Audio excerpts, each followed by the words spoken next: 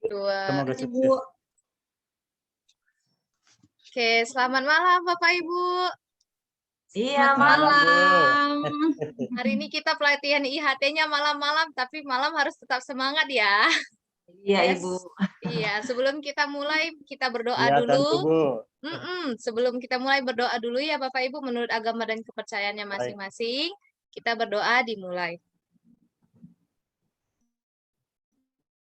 Berdoa selesai. Oke, walau malam harus tetap semangat, supaya semangat kita lakukan ice break dulu ya Pak ya. Kalau saya tanya apa kabar, jawabannya luar biasa. Kalau saya bilang kelompok 3, jawabannya lulus, lulus, lulus. Oke, bisa Pak Ibu? Oke, Bu. Oke, kita coba dulu ya Pak, Bu. Ya. Apa kabar semuanya? Luar biasa. Kelompok 3. Lulus.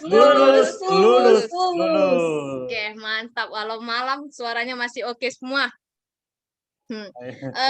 Saya share dulu ya Pak, Bu, pembahasan kita hari ini. Iya. Ada nampak Pak? Iya, Bu, sudah. Oke. Sudah ada, Bu. Jadi hari ini pembahasan kita itu alur tujuan pembelajaran. Nah, untuk apa belajar tentang alur tujuan pembelajaran?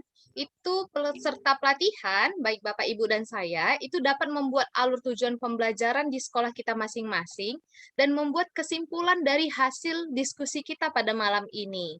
Nah, sebelum masuk ke materi pembelajarannya, saya punya beberapa pertanyaan nih. Untuk pertanyaan pertama, saya tujukan ke Pak Firman lah dulu. Apa yang Bapak ketahui mengenai alur tujuan pembelajaran, Pak? Oh iya, Bu. Baik, Bu. Terima kasih atas kesempatan berikan. Setahu saya, namanya alur tujuan pembelajaran itu adalah acuan dalam menentukan materi pembelajaran. Jadi sebagai acuan. Oke, acuan. Oke. Baik sekali. Iya. Nomor 2, pertanyaan kedua saya mau kasih ke Bu Arni dulu, Bu Arni. Menurut Ibu, apa hubungan profil Pancasila sama dengan alur tujuan pembelajaran? Alur tujuan pembelajaran itu harus mengandung profil yang seperti di profil pelajar Pancasila, Ibu. Oh, Mungkin luar seperti biasa. Jawabannya makasih, Ibu. Yang ketiga untuk Bu Elsa dulu, Bu Elsa. Bagaimana sih kira-kira menurut Ibu cara pembuatan alur tujuan pembelajaran itu? Baik, terima kasih Bu. Jadi menurut saya itu cara membuatnya itu harus sesuai dengan indikator pembelajaran yang ada, Bu. Oke, sesuai indikator. Nah, kita mau cerna jawaban Bapak Ibu sekalian benar atau tidak ya. Kita diskusikan bersama. Oke, kita mulai dari pendapat Ki Hajar Dewantara. Katanya pendidikan berhamba pada anak. Artinya pendidikan yang kita berikan sebagai seorang pendidik itu harus berfokus kepada peserta didik kita. Nah, apa kaitannya dengan profil pelajar Pancasila yang sudah hampir 10 hari kita pelajari? Yang pertama, profil pelajar Pancasila itu adalah upaya menerjemahkan tujuan dan visi pendidikan ke format yang lebih mudah dipahami oleh seluruh pemangku kepentingan pendidikan. Nah, jadi pendapat dari Ki Hajar Dewantara yang tadi katanya pendidikan berhamba pada anak itu dimasukkanlah ke dalam visi pendidikan kita. Nah, profil pelajar Pancasila inilah yang di dalamnya sudah mengandung tujuan dan visi dari pendidikan kita tadi. Apa hubungannya dengan alur tujuan pembelajaran? Oke, semua kita lihat dulu ya Pak, Ibu, bagannya. Profil pelajar Pancasila, itu di dalamnya harus terdapat yang namanya capaian pembelajaran. Jadi di kurikulum sekolah penggerak nanti ada yang namanya capaian pembelajaran. Nah, di capaian pembelajaran ini juga dibagi-bagi berdasarkan fasenya, Bapak Ibu. Karena kita mengajar di IPA, khususnya di tingkat SMP, nanti kita akan berada di fase D. Ya, fase D ini dimulai dari kelas 7 sampai kelas 9. Nah, ketika kita sudah tahu apa saja pencapaian pembelajaran kita di fase D, kita lakukan dulu asesmen diagnostik. Artinya asesmen kita lakukan untuk kita ketahui sebenarnya siswa kita itu gaya belajarnya seperti apa, keadaan emosionalnya seperti apa, seperti itu ya. Nah, sudah tahu kita, sudah dapat hasilnya dari asesmen, barulah kita susun alur tujuan pembelajarannya. Jadi itu hubungannya ya Bapak Ibu, hubungan alur tujuan pembelajaran dengan profil pelajar Pancasila. Sampai sini aman atau ada yang mau bertanya? Aman Ibu. Aman. Aman, Bu, Aman. lanjut. Oke, kita lanjutkan. Nah, alur Iya. tujuan pembelajaran. Apa itu alur tujuan pembelajaran? Alur tujuan pembelajaran itu rangkaian dari seluruh tujuan pembelajaran yang ada di satu fase, khususnya kalau kita fase D. Artinya seluruh tujuan pembelajaran yang ada dari kelas 7 sampai di kelas 8. Nah, seluruh alur tujuan pembelajaran ini akan disusun secara berurut. Tidak ada ketentuan ya Bapak Ibu, mana yang duluan, mana yang terakhir. Bapak Ibu diberikan kewenangan untuk menyusunnya sendiri sesuai dengan keadaan peserta didik Bapak Ibu. Contohnya, kalau kita belajar tentang makhluk hidup kan itu di kelas 7. Nih, saya merasa kalau bab itu terlalu sulit dimengerti siswa saya ketika dia kelas 7. Saya mau pindah nih kelas 8. Otomatis alur tujuan pembelajaran yang tentang makhluk hidup tadi itu bakal berpindah ke tujuan pembelajaran 8 titik sekian gitu nanti ya, akan kita pelajari. Oke, seperti ini Bapak Ibu. Alur tujuan pembelajaran tadi dimulai dari awal fase D, karena kita mengajar di SMP ya, awal fase D itu di kelas 7. Oke, jadi kita berangkat dari tujuan pembelajaran yang pertama, itu 7.1, artinya tujuan pembelajaran di kelas 7 yang pertama. Bebas materi apa yang menurut Bapak dan Ibu rasa materi ini masih bisa ditangkap oleh siswa-siswa kita. Oke, kalau tujuan yang 7.1 sudah tercapai, masuk ke tujuan titik 2. Sampai 7 titik sekian, mau berapa tujuan yang Bapak bikin, mau berapa tujuan yang Ibu bikin di kelas 7. Nah, kalau sudah tercapai, masuklah tujuan pembelajaran 8.1 di kelas 8. Begitu seterusnya, kalau sudah tercapai tujuan pembelajaran semua di kelas 8, masuk ke tujuan pembelajaran di kelas 9. Jadi pertanyaannya, gimana kalau contohnya udah kita susun nih, harusannya tujuan pembelajaran ini di kelas 8, tapi nggak bisa terpenuhi. Nah, itu nggak apa-apa, kita rubah aja. Kita bahas tujuan pembelajarannya di kelas 9. Kita rubah jadi tujuan pembelajaran 9 titik sekian. Itu ya. Sampai semua alur tujuan pembelajaran terpenuhi, berakhirlah kita di garis finish itu di akhir kelas 9. Dengan syarat seluruh capaian pembelajaran dan tujuan pembelajaran kita harus sudah terpenuhi. Itu ya Bapak Ibu alurnya. Oke, kita lanjut nih. Gimana cara menyusunnya? Yang pertama kali harus kita ketahui apa capaian pembelajaran. Nah, capaian pembelajaran ini sudah ditentukan oleh pemerintah ya Bapak Ibu, apa-apa saja isinya di fase D. Ya, lanjut kalau kita sudah tahu apa capaian pembelajarannya, susunlah alur tujuan pembelajaran kita. Ini yang mau kita bahas. Setelah disusun, Bapak Ibu semua memiliki tugas untuk mengembangkan modul ajar. Ya, mengembangkan modul ajar. Jadi kita fokusnya hari ini di penyusunan alur tujuan pembelajaran. Nah, ketika menyusun ini, kita harus memasukkan 3 aspek ya.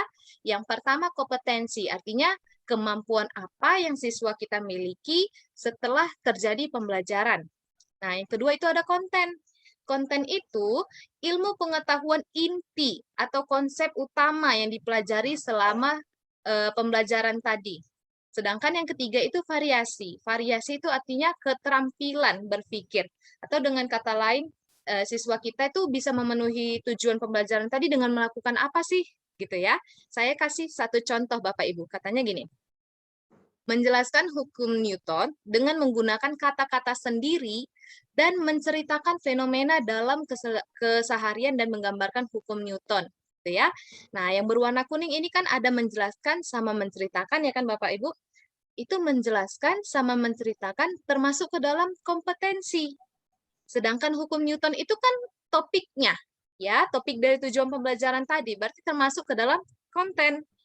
Dan menggunakan kata-kata sendiri itu sebagai bukti apa yang siswa kita lakukan ketika dia sudah mencapai tujuan pembelajaran itu. Masuklah ke variasi. Sampai sini ada yang mau bertanya? Ada ya? Saya kasih satu contoh, kita diskusikan bersama ya Bapak Ibu ya. Nih, bahan diskusinya, saya pilih salah satu capaian pembelajaran di fase D. Katanya, peserta didik dapat mendeskripsikan atom dan senyawa sebagai unit terkecil penyusun materi, serta sel sebagai unit terkecil penyusun makhluk hidup, mengidentifikasi sistem organisasi kehidupan, serta melakukan analisis untuk menemukan keterkaitan sistem organ dan fungsinya serta kelainan atau gangguan yang muncul pada sistem organ tersebut. Peserta didik mengidentifikasi pewarisan sifat dan penerapan bioteknologi dalam kehidupan sehari-hari. Nah, ini capaian pembelajarannya. Ada yang bisa membantu saya memberitahu kira-kira tujuan pembelajaran yang bisa Bapak Ibu buat dari capaian pembelajaran ini apa? Saya Ibu, Ya, Ibu Ani. jadi bisakah kalau saya sebutkan misalnya peserta didik dapat membedakan bioteknologi konvensional dan modern melalui kegiatan menonton video? Bisa, Ibu. Oke, kita cerna ya. Tadi Ibu bilang katanya yang saya dengar ada kegiatan membedakan. Ya, membedakan yang dibilang Bu Ani itu sudah termasuk ke dalam kompetensi. Membedakan apa tadi, Bu? Bioteknologi konvensional ya dengan modern. Iya. Bioteknologi konvensional dan modern yang Bu Arni katakan itu udah termasuk konten Bapak Ibu. Iya, benar Ibu. Habis itu di dalamnya kata Bu Arni ada katanya melalui kegiatan pengamatan video. Nah, itu masuk ke variasi. Artinya apa yang siswa kita lakukan untuk mencapainya? Mengamati video, berarti itu variasi. Oke, selain Bu Arniati, ada lagi yang bisa? Saya, Bu. Oke, Pak Firman, silakan Pak Firman. Ya, makasih, Bu. Mungkin juga bisa begini. Peserta didik dapat mengidentifikasi peran bioteknologi dalam kehidupan dengan benar melalui kegiatan diskusi. Iya, mantap sekali jawabannya, Pak. Mengidentifikasi itu udah Ya, masuk ke mengidentifikasi. kompetensi. Ya, bagus sekali Pak Firman. Lanjut katanya ada bioteknologi, itu tentang kontennya ya. Dan variasi tadi ada dibilang Pak Firman melalui kegiatan diskusi. Artinya ketika pembelajaran berlangsung, siswa kita sudah mampu menerapkan skill komunikasinya. Berarti sudah ada dong profil pelajar Pancasilanya di dalam ya. Nah, jadi ketika Ya, Bapak Bu. Ibu nanti menerapkannya, jangan lupa masukkan profil peserta pelajar Pancasila ke dalam alur tujuan pembelajaran Bapak Ibu. Karena itu yang mau kita kembangkan di kurikulum sekarang ini. Oke, terima kasih ya Pak, Ibu untuk jawabannya. Sebelum saya tutup nih, apakah ada Bapak Ibu di sini yang mau memberikan pertanyaan yang belum mengerti, biar kita diskusikan bersama?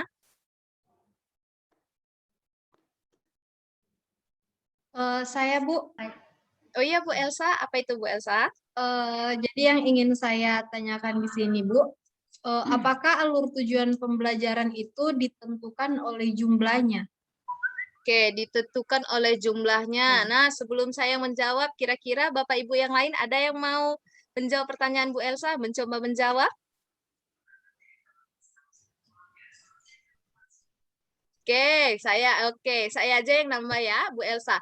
Nggak ada ya, Bu? Nggak ada ditentukan berapa jumlahnya. Apakah di kelas 7 mesti lebih banyak, di kelas 8? Enggak. Itu tergantung kembali lagi kesiapan peserta didik Bu Elsa. Gitu. Kalau Bu Elsa ngerasa peserta didik Ibu cukup nih, hanya cukup untuk menjawab 20 tujuan pembelajaran, itu juga sudah jago. Kalau contohnya tujuan pembelajaran bisa terpenuhi. Ya, artinya nggak perlu bikin banyak-banyak, tapi pastikan siswa kita sudah bisa memenuhi tujuan pembelajaran yang telah kita susun tadi. Begitu ya, Bu? Iya, terima kasih. Oke. Ada lagi yang mau bertanya, Bapak Ibu? Ada lagi, Ibu.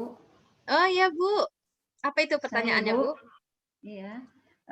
Di sini saya mau tanyakan, Ibu, bagaimana cara menyusun ATP mana saja di kelas 7, 8, dan 9? Nah, caranya gampang. Ibu harus lakukan terlebih dahulu asesmen diagnostik seperti yang saya bilang tadi ya. Jadi Ibu tahu nih gaya belajarnya, kegemarannya apa gitu ya. Jadi ketika kita sudah mendapatkan hasil asesmen tadi, kita bisa nyusun. Kita susun terlebih dahulu materinya ya, materi apa yang cocok di kelas 7, kelas 8, kelas 9 gitu. Nah, udah dapat materinya, kita sesuaikan sama capaian pembelajaran tadi. Baru kita susunlah alur tujuan pembelajarannya. Bagaimana, Bu? Terjawab pertanyaannya? Iya, Bu. Makasih. Iya, Ibu. Nah, kita sampai di ujung nih. Kesimpulan. Apakah ada Bapak Ibu di sini saya minta tolong yang bisa menyampaikan kesimpulan dari pelatihan kita malam ini? Pak Firman mungkin? Mungkin langsung aja ke Ibu supaya lebih efektif barangkali, karena ini kan kesimpulan akhir, biar teman-teman bisa mendengarkan secara langsung yang mana sih yang benar. Jangan sampai tadi yang saya katakan itu kurang tepat. Ya mungkin ada semacam penguatan Bu di akhir-akhir Oke, boleh Minta Pak. tolong barangkali. Nah, jadi yang kesimpulan kita pada malam hari ini, jadi alur tujuan pembelajaran tujuan pembelajaran itu Bapak Ibu yang pertama kali harus Bapak Ibu ketahui itu apa capaian pembelajarannya, ya. Setelah itu masukkan 3 karakteristik tadi, yang ini ya Bapak Ibu ya, masukkan 3 karakteristik. Nah, kompetensi ada, kontennya ada, kompetensinya ada, kontennya ada, variasinya ada. Oke. Nah, setelah itu hubungkan lagi, jangan lupa masukkan tentang profil pelajar Pancasilanya. Itu dulu untuk kesimpulan kita pada malam hari ini. Nah, terakhir nih saya kasih satu soal kuis ya Bapak Ibu ya. Mungkin pertanyaannya di luar dari pembahasan kita malam ini, tapi udah 10 hari membahasnya pasti tahu. Siapa yang bisa sebutkan apa-apa saja profil pelajar Pancasila? Saya Ibu. Saya Bu bisa satu Bu. Oh boleh, Bu Arni sebutkan yang Ibu tahu dulu Bu. Nanti dilengkapi Pak Firman ya Pak. Iya Bu. Silakan Bu Arni. Oh iya, kreatif, mandiri,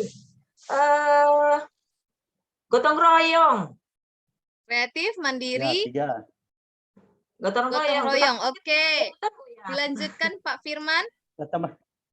Kebinekaan global, beriman dan bertakwa kepada Tuhan Yang Maha Esa dan berakhlak mulia. Oke, mantap sekali jawabannya. Makasih ya Bu, jawabannya dari Bu Arni. Berpikir bernalar kritis. Oke, mantap Bernalar Pak. kritis, 6. Ada 6. Oke, mantap sekali Pak. Tadi Bu Arni sudah sebutkan 3. Nah, ditambahkan lagi kan jadi sempurna, saling melengkapi ya Pak ya.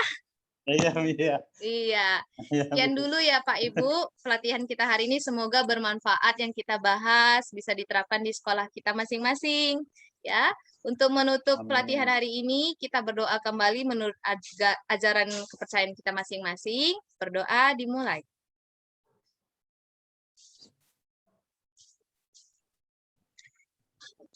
Berdoa selesai. Oke, luar biasa. Silakan Ibu. Oke. Ya, dari kegiatan yang kita lakukan tadi, alhamdulillah sangat bagus caranya Ibu Nusria, Ibu Nidia. Kita jadi bersemangat. Saya tadi saya awalnya ngantuk Ibu, tapi setelah Ibu membawakan presentasi, alhamdulillah saya jadi segar kembali. Terima kasih Ibu. Sekian dulu ya Bapak Ibu kita hari ini. Salam sehat semuanya. Semangat. Sehat. Salam sehat.